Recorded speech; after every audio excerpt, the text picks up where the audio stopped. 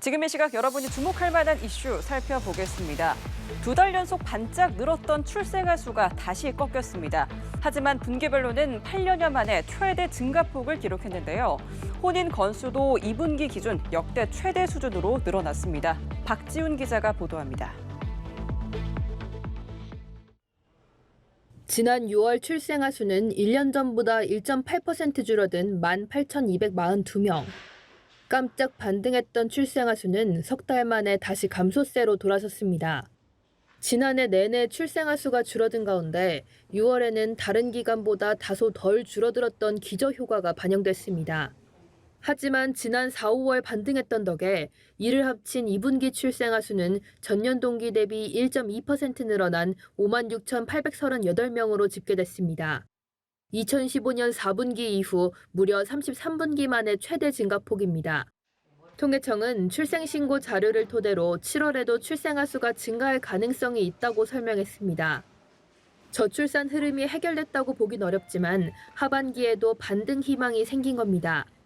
월에 따라서는 증가할 수도 있고 감소할 수도 있긴 하지만 계속 감소해왔던 게 증가하는 월들도 조금 나타날 것으로. 시차를 두고 출생에 긍정적인 영향을 미치는 혼인 건수도 4월부터 증가세입니다. 6월 혼인은 16,948건으로 전년 동월보다 5.6% 늘었습니다. 2분기는 55,910건으로 전년 동기 대비 17.1% 늘어 같은 분기 기준 역대 최대 증가폭을 기록했습니다. 전체 분기로 놓고 봐도 두 번째로 컸습니다. 2분기 사망자 수는 84,147명으로 전년 동기 대비 1.1% 늘었습니다. 사망자 수가 출생아 수를 웃돌면서 인구는 27,309명 자연 감소했는데 세종을 제외한 모든 시도에서 인구가 줄었습니다. 연합뉴스TV 박지훈입니다. 매우 강한 위력을 지닌 제10호 태풍 산산이 일본 규슈 남부에 접근하고 있습니다. 일본 기상청은 지금까지 경험하지 못한 폭풍과 높은 파도, 해일이 예상된다며 최대 경계가 필요하다고 밝혔는데요. 규슈 지역에서는 교통편과 항공편에 차질이 빚어지고 있고 어제 아이치현에서는 많은 비로 산사태가 발생하면서 일가족 5명이 매몰됐습니다. 우리나라도 해상과 해안가를 중심으로 영향을 받을 전망입니다. 김동혁 기자가 전합니다. 위성에서 본 10호 태풍 산산입니다. 태풍의 눈을 에워싼 구름무리가 거세게 회오리 치며 북상합니다. 일본을 향하고 있는 태풍은 매우 강한 강도로 성장했고 강풍 반경도 300km에 달합니다. 태풍 산산은 일본 규슈에 상륙한 뒤 계속해서 열도를 따라 북동진할 걸로 전망됩니다. 태풍으로부터 불어오는 동풍이 지형에 부딪히면서 제주와 해안가 곳곳으로는 당분간 비가 내리겠습니다. 태풍의 직접 영향권에 드는 먼바다에는 태풍특보가, 그 밖에 남해와 동해상에도 거센 강풍과 물결로 풍랑특보가 유지되겠습니다. 당분간은 많은 양의 바닷물이 해안 백사장까지 강하게 밀려올 걸로 보여 주의가 필요합니다.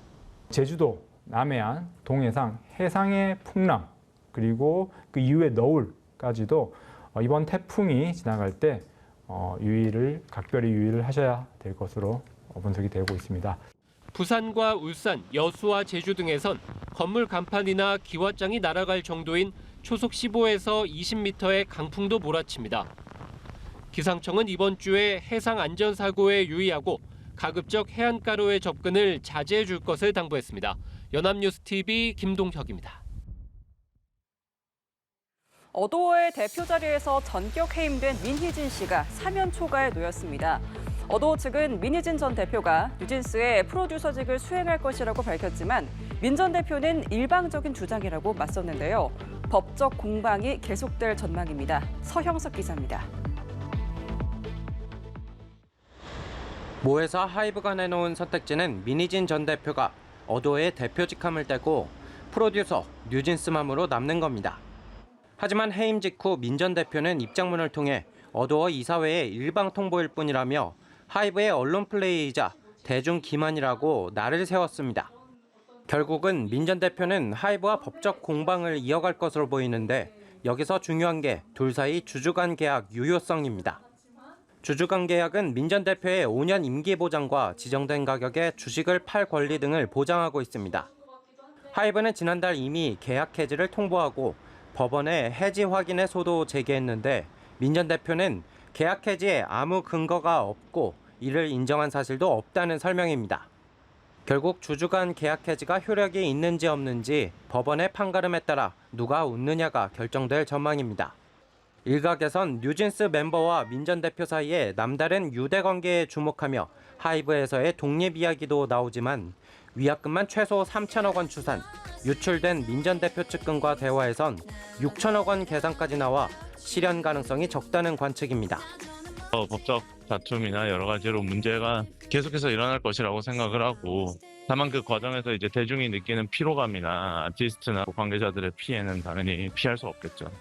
뉴진스가 데뷔 2년 만에 탄탄한 팬층을 쌓은 만큼 민 전 대표가 어도어를 떠나더라도 인기를 유지할 가능성이 높지만 그룹 자체의 콘셉트와 스타일링에는 변화가 불가피할 것으로 보입니다. 연합뉴스TV 서영석입니다. 안세영 선수의 작심 발언으로 논란이 된 배드민턴 협회가 물품을 구매하며 협회장이 이른바 페이백을 받아 임의로 썼다는 의혹 전해드렸는데요. 의혹이 제기된 뒤 협회장이 물품 배분 기준에 대해 처음 해명했는데 이마저도 사실과 맞지 않은 것으로 파악됐습니다. 박수주 기자의 보도입니다. 안세영 작심 발언 이후 처음 입장을 밝힌 김태규 배드민턴 협회장은 자신의 이른바 셔틀콕 페이백 논란에 대해서도 입을 열었습니다. 김 회장은 한 매체를 통해 어려운 생활체육 상황을 고려해 30%를 추가로 달라고 요청해서 받은 것이라며 생활체육 대회를 많이 하는 시도협회에 셔틀콕을 많이 배정했고 그렇지 않은 곳에는 적게 배분했다고 밝혔습니다. 김 회장은 후원사 요넥스로부터 셔틀콕을 일괄 구매하며 구매 대금의 30% 상당을 현물로 받아 자신의 선거용 등으로 썼다는 의혹을 받고 있습니다. 하지만 지난해 열린 생활체육대회를 확인한 결과 김 회장의 설명은 사실과 달랐습니다. 지난해 생활체육대회를 가장 많이 개최한 지역은 경남이 34번, 부산과 전남이 21번, 충남 17번, 경북 10번 등의 순이었습니다. 하지만 지난해 경남은 이른바 페이백 물품 가운데 수건 3장을 받은 게 전부였고 부산은 아무 지원도 받지 못했습니다. 반면 개최 횟수가 경남의 절반 수준인 충남은 전체 물품의 33.5%로 가장 많은 지원을 받았습니다. 김 회장은 당시 법적으로 문제가 없다는 변호사 자문을 받았다고도 강조했는데 다른 해석도 있습니다. 협회에서 구매한 물건에 따른 사은품 또는 어떤 페이백 물건들을 임의로 소비한 경우에도 법률상 횡령죄나 배임죄에 해당할 소지가 있습니다. 고소 고발이 이루어진다면 수사기관의 압수수색 등을 통해서 확인해 볼 필요도 있어 보입니다. 협회는 페이백 관련 계약서는 존재하지 않는다는 입장. 이면 계약이 의심되는 가운데 문체부는 조만간 요넥스를 상대로 사실관계를 확인할 방침입니다. 연합뉴스TV 박수주입니다. 일반 국도에서 오토바이를 타고 과속으로 질주한 운전자들이 경찰의 무더기로 적발됐습니다. 이들 중 일부는 규정속도 70km의 국도에서 무려 시속 237km로 내달렸는데요. 이들은 유튜브에 질주 영상을 올렸다가 덜미가 잡혔습니다. 김선웅 기자입니다. 늦은 밤 오토바이 2대가 찢어질 듯한 굉음을 내며 도로를 질주합니다. 오토바이는 순식간에 시속 190km를 넘겼고 곧바로 나타난 커브길에서 속도를 줄이지 못하고 옹벽을 들이받습니다. 이 사고로 30대 남성 운전자는 중상을 입었고 뒷좌석에 탑승했던 20대 여성은 숨졌습니다. 오토바이 사망 사고가 잇따라 발생하자 수사에 착수한 경찰은 2021년부터 지난 5월까지 포천시에서 초과속한 오토바이 운전자 12명을 검거했습니다. 포천 아우토반, 이른바 포우토반으로 알려진 47번 국도입니다. 이렇게 버젓이 70km 규정속도 표지판이 붙어있지만 검거된 피의자 중에는 최대 시속 237km까지 달린 운전자도 있었습니다. 피의자들은 오토바이에 전면 번호판이 없어 무인 단속에 걸리지 않는 점을 이용해 시속 200km를 넘나드는 고개 운전을 벌였지만 질주 영상을 유튜브에 올렸다 결국 덜미가 잡혔습니다. 피의자들은 경찰 조사에서 젊은 날의 추억을 남기기 위해 초과속 장면을 유튜브에 게시했다고 진술했습니다. 경찰은 보다 효과적인 과속운전 예방을 위해 속도 위반이 많은 장소에 단속 장비를 늘리기로 했습니다. 오토바이까지 단속이 가능한 구간 방식의 후면 단속 장비를 도입해서 이르면 오는 10월부터 본격적으로 운영할 계획입니다. 경찰은 검거한 12명 중 9명을 검찰에 넘겼고 나머지 3명도 보강 조사를 거쳐 수사를 마무리할 방침입니다.